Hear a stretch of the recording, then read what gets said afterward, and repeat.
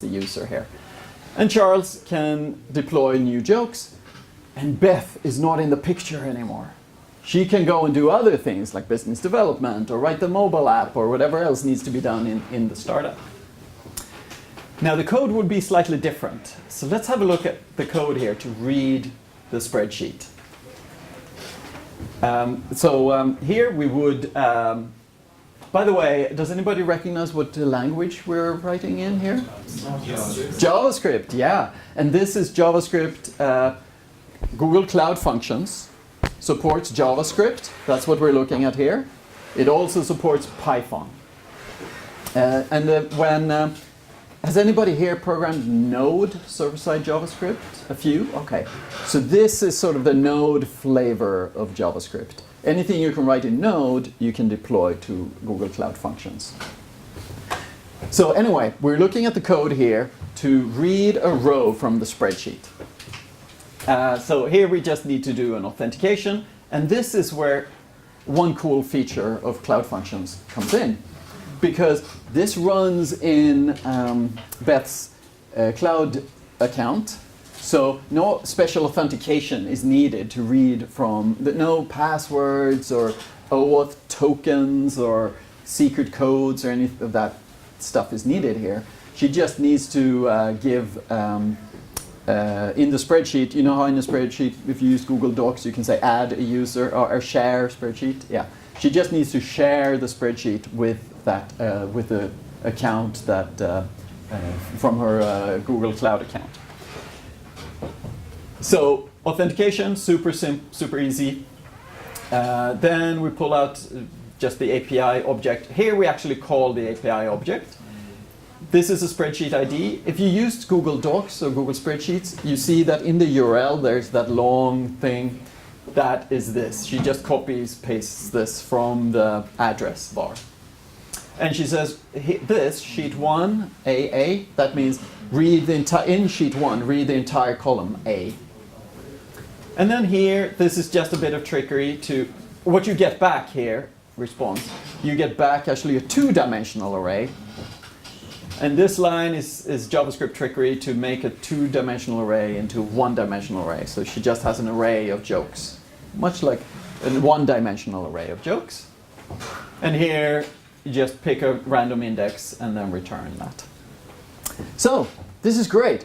Now Charles can enter jokes and edit jokes and remove jokes, and every now and then he misspells one, he can fix it. Every now and then he adds one that then user reports that it's an offensive joke, he can take it out. And Beth is not involved. Okay, this is great. Beth is not in the picture. However, Charles is really good at his job. He comes up with thousands of jokes. Or maybe he just copies them from the internet. We are not quite sure. But he ends up with thousands of jokes in the spreadsheet. That's fine. He eventually gets to tens of thousands of jokes in the spreadsheet.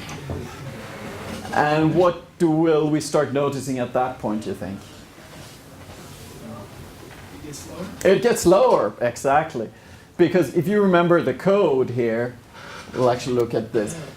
What the code does here is it reads the entire column A. So if there are 10,000 jokes in that column, it reads all 10,000. It then picks one random joke and throws away the other 999 jokes and then returns that one to the user. So if you have 10,000 jokes, this is going to be slow.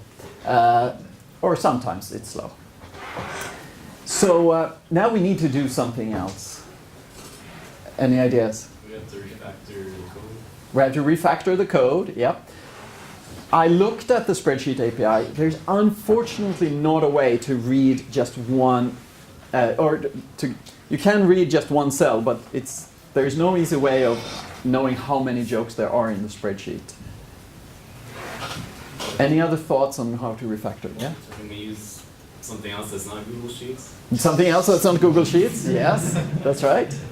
Definitely. I had a question. Yeah. So the Google Sheet is able to actually grab certain columns, like Yeah. you specify by number.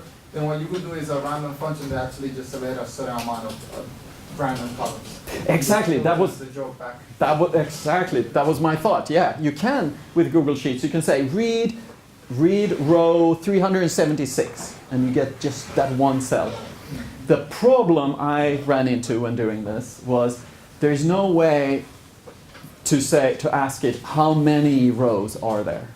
So you don't know. You know the minimum is row 0, but you don't know what the maximum is unless you read the whole thing.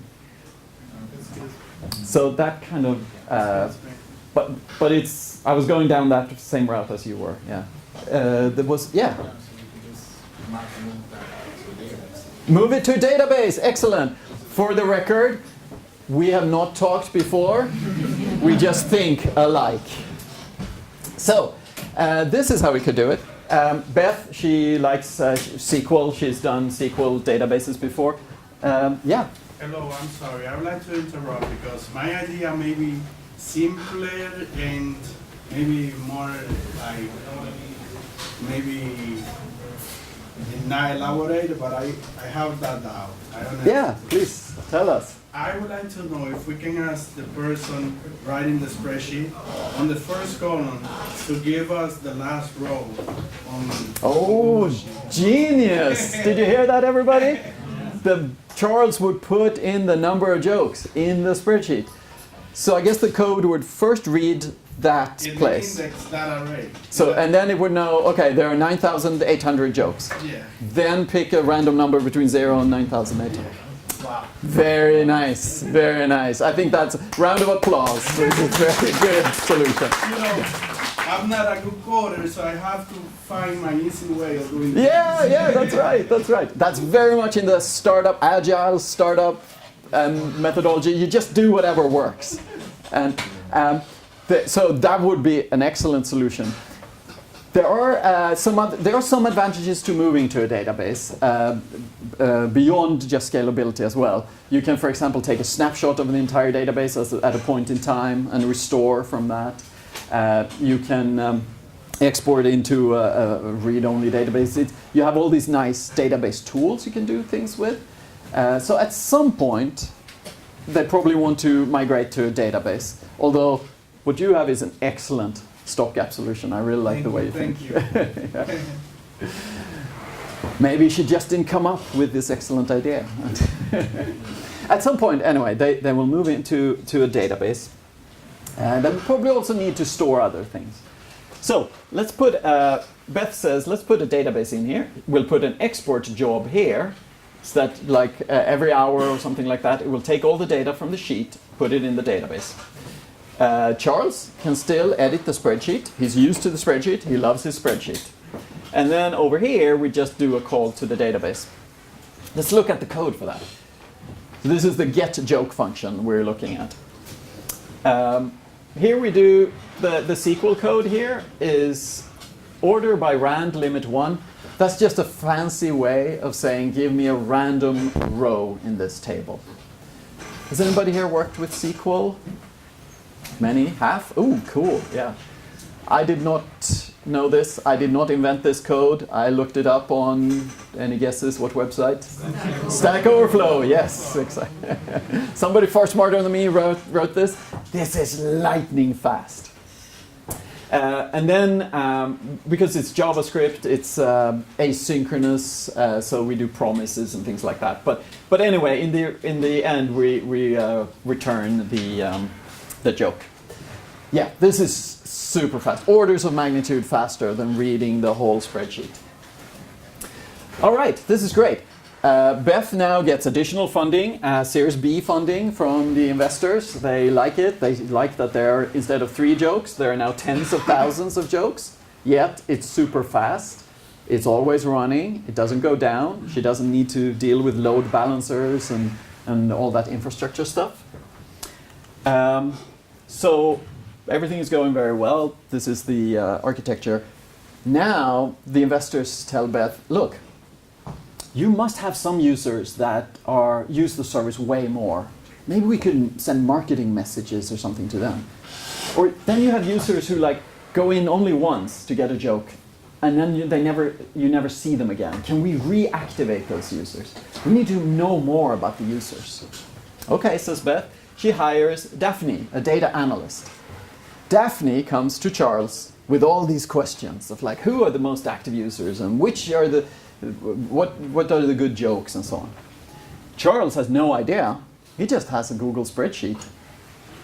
So we need to track things somehow. Actually make a note of in an analytics database when things happen. Yeah. You can provide a favorite option, so when they favorite it will go to a different table in SQL.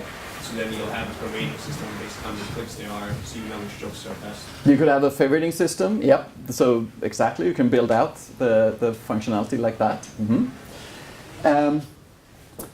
Also, Beth is kind of scared about going in and messing with this microservice, because if she breaks that, then she breaks the service and users can't get jokes. So also Beth and Daphne talk, and Beth says, well, where do you want to store all this analytics data? I'm a little concerned about storing it in the regular database with the jokes. And Daphne says, yeah, you know, I want to move things around in the database and so on. I might change the name of the table and so on. And I want to do analytics on it in real time. So it's probably best to keep the code and the data for this analytics stuff separate from the service that sends jokes to people. There is a way to separate out stuff like that, and I see it done in business systems all the time. Instead of adding code to this service up here and of potentially breaking it and potentially having to change it every time the